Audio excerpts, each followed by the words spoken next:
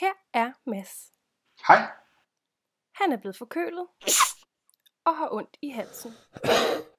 Mads vil have kamillete med honning, men honning har han ikke mere af.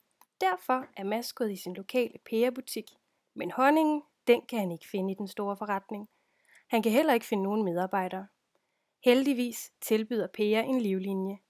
Pære har det interaktive hjælpesystem Lightline implementeret i butikken, og Mads kan derfor via applikationen på sin smartphone få fundet honning i en fart, så han kan komme hjem under dynen igen.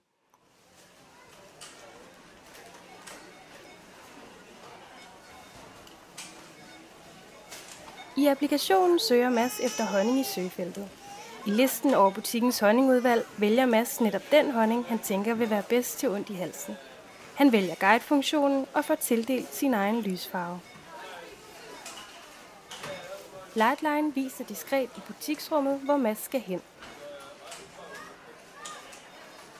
Lyssystemet sørger for, at Mads ikke bliver væk. Alle tildelte farver er lette at adskille. Lightline følger Mads eget tempo og omdirigerer ham, hvis han skulle bryde ruten. Lyset indikerer, hvor honningen står, og når Mads har fundet den, kan han endelig gå hjem og pleje halsen.